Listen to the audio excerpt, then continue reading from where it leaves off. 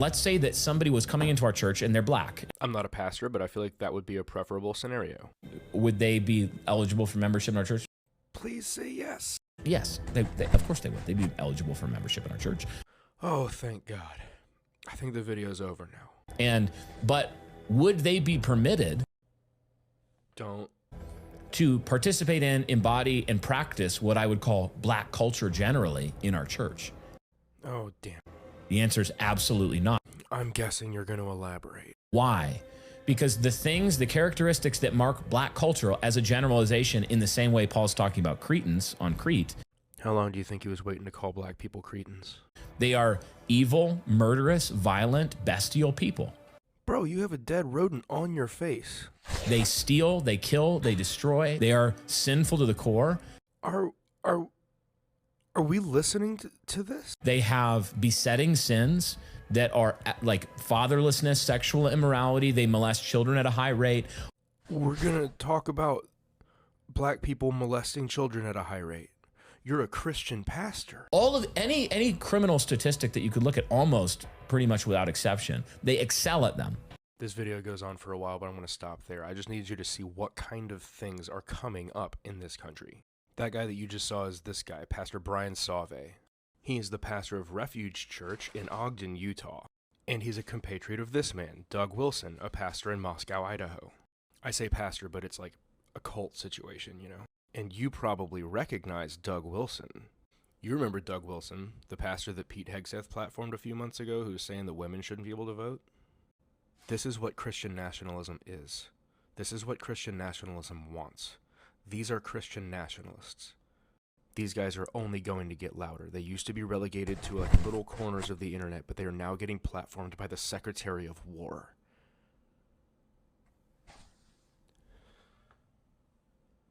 Like, let's say that somebody was coming into our church and they're black, and would they be eligible for membership in our church? Yes, of course they would. They'd be eligible for membership in our church.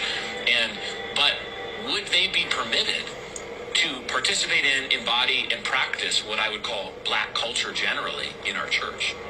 The answer is absolutely not. Why? Because the characteristics that mark black culture as a generalization, in the same way Paul's talking about Cretans on Crete, they are evil, murderous, violent, bestial people. They steal, they kill, they destroy. They are sin. And I don't want to hear we took him out of context, because now your little mini Kirks are coming out of the woodwork. I don't want to hear we took him out of context, because he said what he said. Still killing what?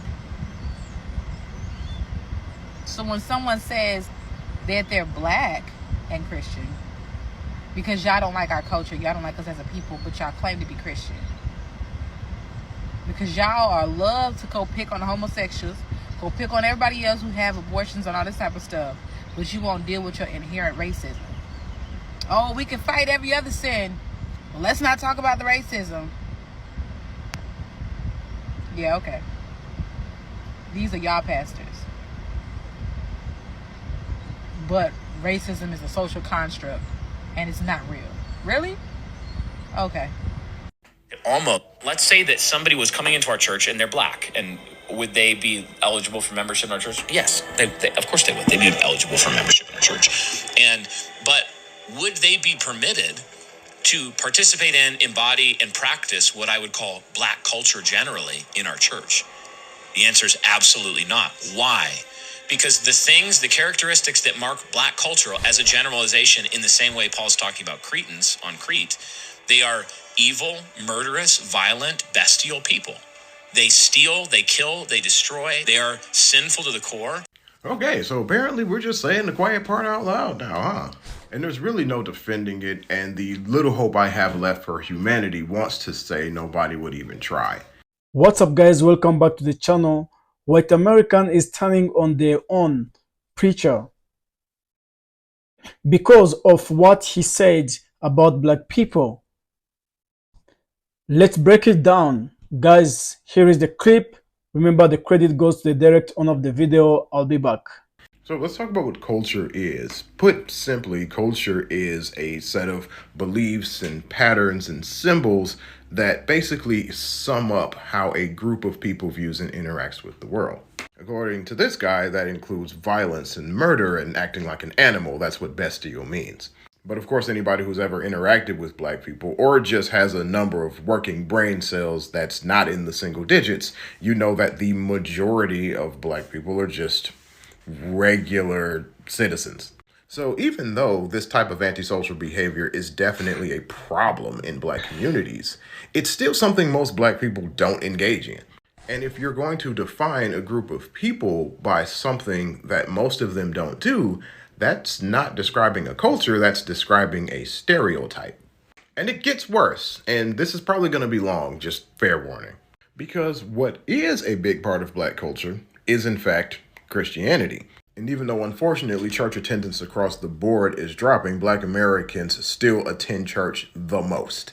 I bring this up because this guy says that if someone wants to attend his church, then they wouldn't be able to practice black culture, which he thinks is basically gang culture. But the largest group of churchgoers in the country are black Protestants, meaning that these churches that they're going to, he thinks are just allowing criminality and murder and violence to run rampant through their churches, which is insane. And by insane, I mean super racist. Either that, or he thinks that the black people attending these churches, which is a huge part of black culture, are also renouncing black culture because they're not violent, murderous criminals running around in churches, which is racist and stupid, which is two ways of saying the same thing. Because this is what I need the excuse makers to realize. When somebody says something like that, they're not talking about Ray Ray selling drugs on the corner. Ray Ray's not going to church. When somebody says stuff like that, he's talking about me. He's talking about my wife. He's talking about my parents who've been married for 35 years. He's talking about my pastor and the entire ministerial team that I serve with and do charity work with. He's talking about all the dudes I work with who just go to work, do their 9 to 5, and are just trying to make it through the day. And I can keep going and going until you realize that once there are so many exceptions to the rule, maybe it's just not a rule. But it's not that big a deal because I wouldn't want to go to that church anyway because I have a feeling he's leading his congregation straight into the pit. By the way, I kind of feel like this is what people think Charlie Kirk sounded like. That's just an aside. Let's say that somebody was coming into our church and they're black. No, because wait, can we talk about it? Because I came from a church where the pastor was actually my people and would do things that I would put along the lines of the things that he's saying. So we can't get mad at the foolishness that he's saying out of his mouth when we have things going on in our community like pastors that'll try to embarrass our youth in front of a whole church congregation. Don't try to lose me. So we look at videos like this and get outraged at a race of people, but then we overlook our pastor standing behind our back, making our kids stand up at the front of the church apologizing to a congregation for getting pregnant when they don't owe nobody an explanation but God. And so slightly, a lot of these parents allow that because we overlook the microaggression of that pastor trying to embarrass these children, all while judging them just like this man judging our whole race of people. And we take our kids back to that same church. But I'm going to go ahead and mind my business. Evangelical Christianity has always been rooted in racism and always been rooted in white supremacy. Somebody was coming into our church and they're black, and would they be eligible for membership in our church? Yes, of course they would. They'd be eligible for membership in our church. But would they be permitted to participate in, embody, and practice what I would call black culture generally in our church? The answer is absolutely not. With all of the evangelicals using Charlie Kirk as a martyr, call Charlie Kirk a modern American martyr for the faith, is due to the white supremacist ideas that he upheld. Why? Because the characteristics that mark black culture as a generalization in evil, murderous, violent, bestial people. They steal, they kill, they destroy. They are sinful to the core. They have besetting sins that are like fatherlessness, sexual immorality. They molest children at a high rate. All of any criminal statistic that you could look at almost pretty much without. When I think white culture, I think genocidal, colonial, racist. I think mass destruction of nations, culture, places, and things, theft of people's ideas, people's culture, people's things. I think the highest rates of child sexual assault are white men. Bestiality is white men. In family incest are white people. But the list can go on about how you're using statistics incorrectly and just lying and being very racist towards black people while welcoming black people into your white church for white people and want black people When to someone be white. in power It is insane to me spread that you lies, can be it's and not say just you are a dangerous Christian and a man of for God black and be a people. pastor. You're a pastor and you're coming online and It you're also spewing makes American hatred, weaker. racism, and People just straight are up starting fallacies to about see black people, what all while to see upholding that hate, mass shootings, violence, sexual assault, to mass see that theft, destruction. The hate list goes on of does what not white culture build has a done to country. the world and what white people It destroys. continuously do to the world. So But guys, you want to imagine as vilify just a man black of people God on your who's supposed just to platform build the because community, you are who's reaching out to supposed the just to sentiments contribute for the of white society, racist people on the and right in trying this just to country preach or because, try to like I say said, something white related evangelical with the race. Christianity is a So form guys, of let's religious continue to watch extremism. the clip. And that's what's at the I'll be forefront in the back. top of this country. America is a religious extremist country in which white people get to be extremist. And it's just okay. You get to come on and espouse this hate, this hateful message. I want to drive home, guys. This is a pastor. This is a pastor. This is a pastor. So a pastor coming on and not being very Christ-like is not any form of Christianity that's real. These people are in a cult. This is a cult. This is a cult.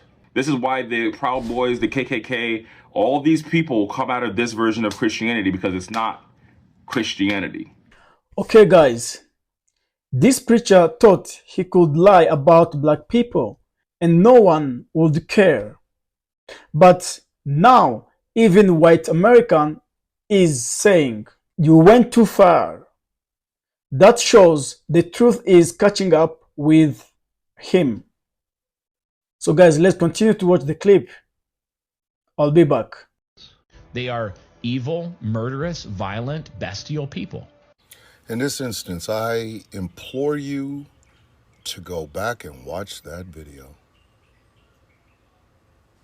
Since everybody loves context, go back and watch the video. I'm encouraging you to go back and watch that entire video and then come back.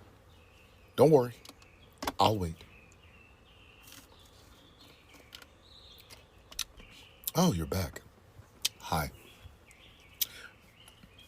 I'm gonna say this one more time. Christianity is a Ponzi scheme.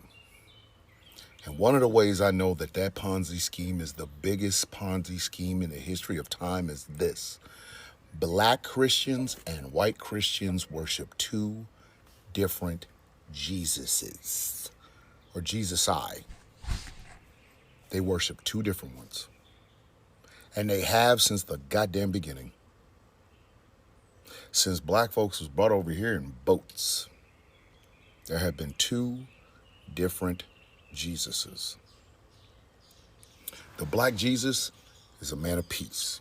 He's the loaves and fishes. He is the Beatitudes. He is the blessed are the meek, for they shall inherit the earth. He is the healing of the lepers. He is the sheltering those who are in need. He is the flipping over of the coin table in the temple. He is that Jesus.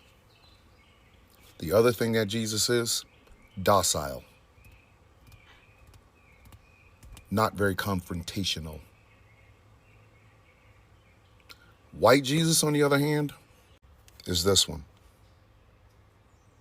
Warrior Jesus. Looks like Kenny Loggins on steroids. He's the pure alpha Ubermensch. That's their Jesus. Swinging a sword, killing his enemies. In the book of Revelations, this is the Jesus supposed to come back for the Jews. That ain't me saying anything wrong. That's in the book. That's in the book. This Jesus believes in supply side economics. Feed the poor, they better get up there and pull themselves up by their sandal straps. Heal the sick. I'm not healing you. That's a pre-existing condition. This Jesus is the one that screamed at Gorbachev to tear down that wall. This is the Jesus they think is coming back. This one. Which is completely opposite of the Jesus that black folks were taught and we were raised up with, because that Jesus is docile. This Jesus is a warrior. He puts on the armor of Christ and all that warrior talk. This is the Jesus they were looking for. This one right here. The meek better bless themselves because we're taking them out. This Jesus would forgive the funny mustache man. Because, in the last moments, he believed in warrior Jesus.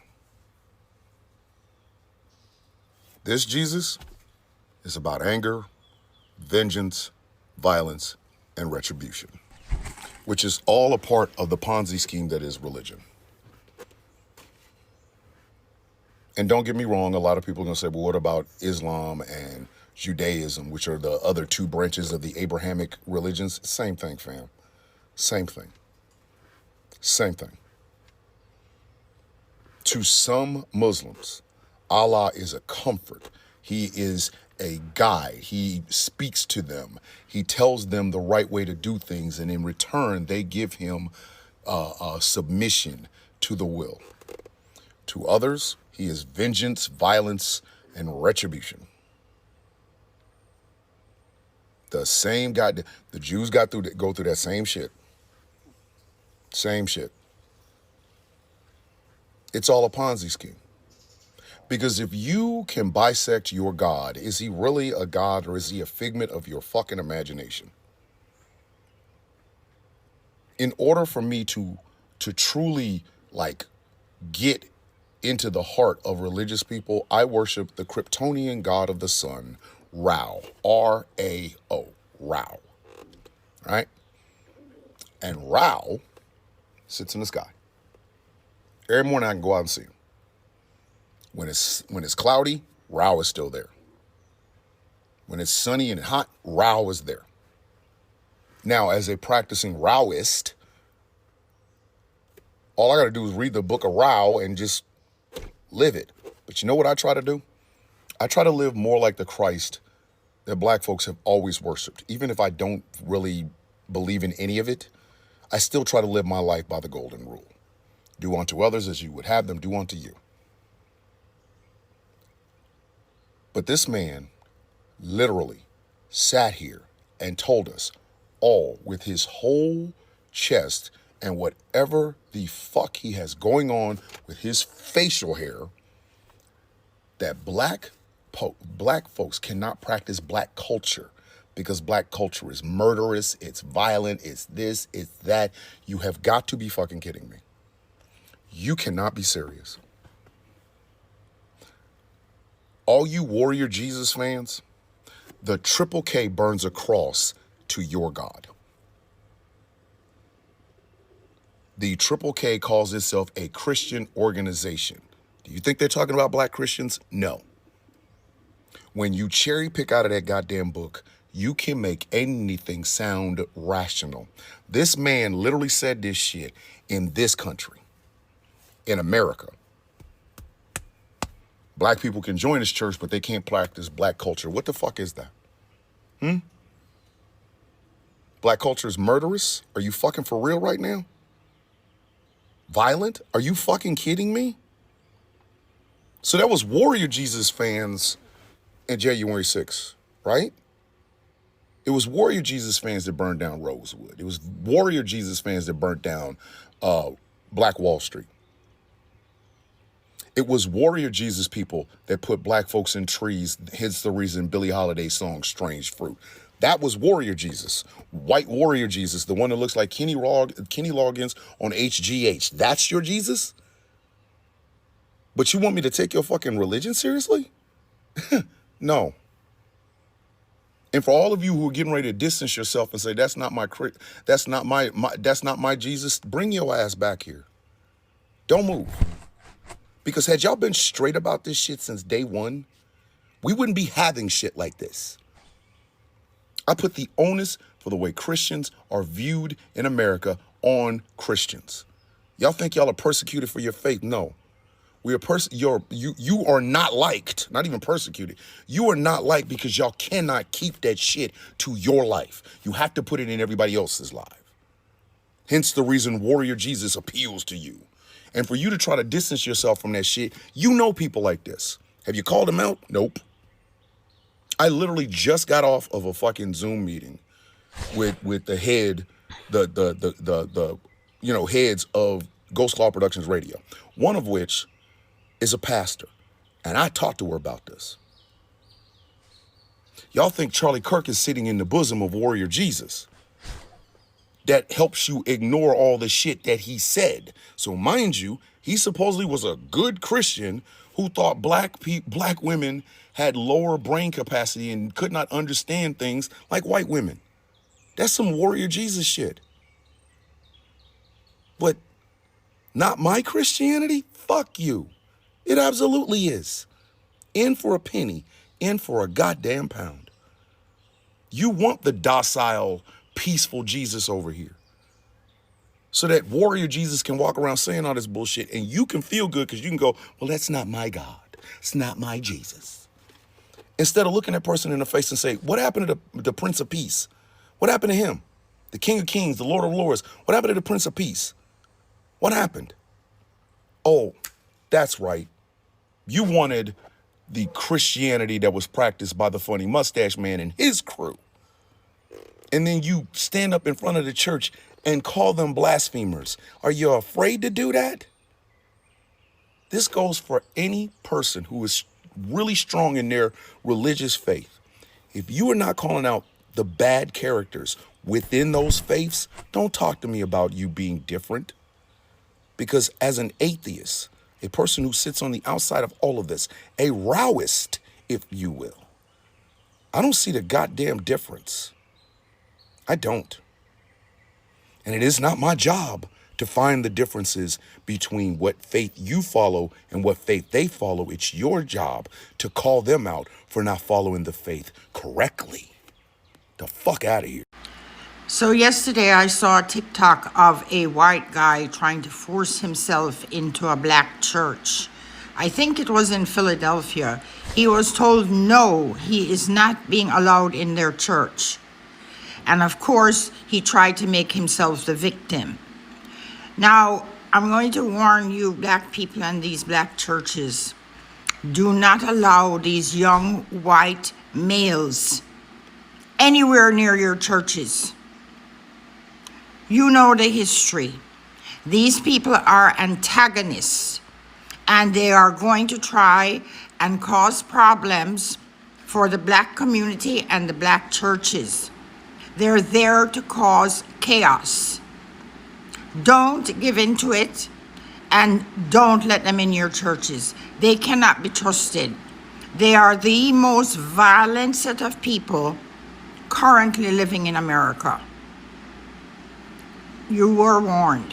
So this is what happens when you feel like you are the mold and everything that you do is the standard and it's the best. So, can I say something about jazz? Yeah.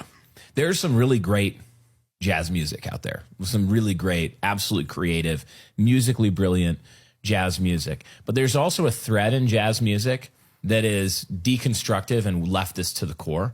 Think of like atonal jazz music, where like they developed systems in certain wings of jazz music to intentionally, in the introduction of a song, make it impossible to identify a key. So the song isn't in any key. It's most people would listen to it and it would just sound like noise. It would sound absolutely terrible, right? One of the reasons for that is that some wings of jazz music are just reflections of things you see in multiple disciplines of art, which is just Marxist, communist, deconstructing Western thought, deconstructing logic and order, deconstructing truth, goodness, and beauty. It's the same thing you see in modern art, where it's like, this is just, it's not anything. It's just splashes of color. It's supposed to unsettle you. So even jazz music some jazz music can be put forward as an example of an assault against order and the assertion of chaos. Where good music is, even good music that has dissonance in it, like good jazz can have dissonance in it, or different features that make it sound kind of interesting or introduce tension that is later resolved in a melody. These things can be complex statements about like a story where evil is introduced and it creates dissonance and it's resolved in victory. But some wings of jazz music are all dissonance. They're all chaos. That's actually a reflection, yet another reflection of the philosophical pushback against order in certain wings of this movement. Would they be permitted? Let's say that somebody was coming into our church and they're black, and would they be eligible for membership in our church? Yes, of course they would. They'd be eligible for membership in our church. But would they be permitted to participate in, embody, and practice what I would call black culture generally in our church? The answer is absolutely not. Why? Because the characteristics that mark black culture as a generalization, in the same way Paul's talking about Cretans on Crete, they are evil, murderous, violent, bestial people. They steal, they kill, they destroy. They are sinful to the core. They have besetting sins that are like fatherlessness, sexual immorality. They molest children at a high rate. All of any criminal statistic that you could look at, almost pretty much without exception, they excel at them. Black culture. And it's even interesting. I mentioned it before, but like the black guy on TikTok, he was saying, he's like, y'all crazy. Like, you're talking about this person like it's mental health. He said, that ain't no mental health. That's a demon. Yeah. So, I mean, a lot of people are seeing that. Like, this behavior is demonic. To walk up to a white girl. But yeah. And to cut her throat. Because she's white. Because she's white, and be like, yeah, we got that white girl. We got that white girl. And when you think about it, you look at that culture, and you say, what are the besetting sins and characteristics of it? And then you say, could somebody come in a lawful church membership embodying that culture? No. They have to self-consciously repudiate that culture. These words are not the word of the Son of God, and no, about God. They are about division. Guys, imagine when just you are preaching, when just you are splitting what the gospel, the scriptures, but you involve yourself in division, in politics, instead of unifying community, bring together society, community. What we are seeing here is bigger than one preacher. For a long time, some leaders have used lies about black people to hold power, to strengthen themselves. But that's not a gospel. But today, more people, black and white, are standing up and saying, no more. Hate is a lie. Division is a lie. The truth is simple. America cannot move forward if it keeps repeating old lies about black people, and now even white American is waking up to that truth. So guys, thank you very much for watching. I really appreciate your support, and if it's your first time, guys, really support me by subscription, comment in the comment section. Thank you again. See you for the next video.